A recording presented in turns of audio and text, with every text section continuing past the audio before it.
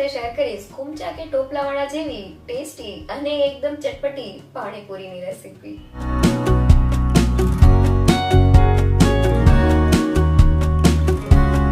તો ઘરે ખાટું મીઠું અને ચટપટું પાણી આપણે એક સ્પેશિયલ મસાલા અને અમુક ટિપ સાથે એકદમ લારી જેવું તૈયાર કરશું અને ફક્ત એક વાટકી લોટ સાથે 50 થી વધુ પૂરી પહેલી જ વારમાં એકદમ ક્રિસ્પી તૈયાર કરશું।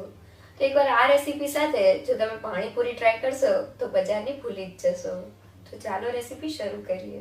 સૌથી પહેલાં થોડું તીખું અને એકદમ ચટપટું પાણી બનાવવા માટે મેં અહીંયા 1 કપ જેટલા ફ્રેશ કોથમીરના પાન ડાળી સહિત લીધેલા છે। સાથે મેં અહીંયા 1/4 કપ જેટલા ફ્રેશ ફુદીનાના પાન લીધેલા છે। ફુદીનાના પાન સાથે આપણે તેનો ડાળીનો ભાગ નથી લેવાનો। સાથે તીખાશ માટે 2 લીલા મરચાંના ટુકડા, 1 ઇંચ જેટલા આદુના ટુકડા, સ્વાદ પ્રમાણે મીઠું અને અડધા લીંબુનો રસ એડ કરી દઈએ। સાથે પીસતી વખતે પાણી જરા પણ કાળું ન પડે તેના માટે 2 થી 3 જેટલા આઈસ ક્યુબ એડ કરી દઈએ। તમે આઈસ ક્યુબ્સની જગ્યાએ થોડા ઠંડા પાણીનો ઉપયોગ પણ કરી શકો છો। તો આ પેસ્ટને પીસતી વખતે તેમાં લીંબુનો રસ અને બરફના ટુકડા એડ કરવાથી તેનો એકદમ સરસ ગ્રીન કલર જળવાઈ રહેશે। અને હવે તેને સારી રીતે ગ્રાઇન્ડ કરી લઈએ।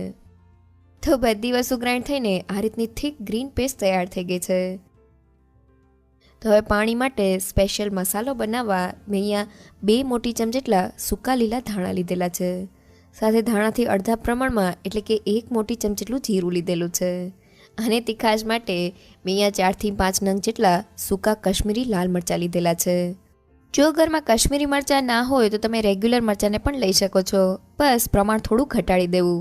અને હવે ધીમા ગેસ પર મસાલાને 2 મિનિટ માટે રોસ્ટ કરી લઈએ। તો મસાલાને રોસ્ટ કરવાથી તેની એકદમ સરસ ફ્લેવર આપણા પાણીમાં એડ થાય છે। તો લગભગ 1 થી 2 મિનિટમાં જ આપણા મસાલા એકદમ સારી રીતે રોસ્ટ થઈને આ રીતના ઉપરથી ગોલ્ડન બ્રાઉન થઈ ગયા છે। તો હવે ગેસની ફ્લેમ બંધ કરી દઈએ અને તેને થોડા ઠંડા થવા દઈએ। અને હવે મસાલા થોડા ઠંડા થાય એટલે તેને પીસવા માટે મિક્સર જારમાં એડ કરી દઈએ। તો આપણે મસાલાનો એકદમ ફાઇન પાવડર નથી કરવાનો, તો હવે તેને સારી રીતે ગ્રાઇન્ડ કરી લઈએ। તો મસાલા ગ્રાઇન્ડ થઈને તેનો આ રીતનો અધકચરો પાવડર તૈયાર થઈ ગયો છે। આ પાવડર સાથે આપણું પાણી અને બટેટાનો મસાલો એકદમ ફ્લેવરફુલ બનશે।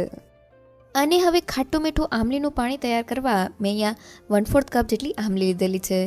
સાથે આમલી જેટલા જ પ્રમાણમાં એટલે કે 1/4 કપ જેટલો ગોળ લીધેલો છે। તો અહીંયા તમે ગોળ સાથે થોડો ખજૂર પણ એડ કરી શકો છો।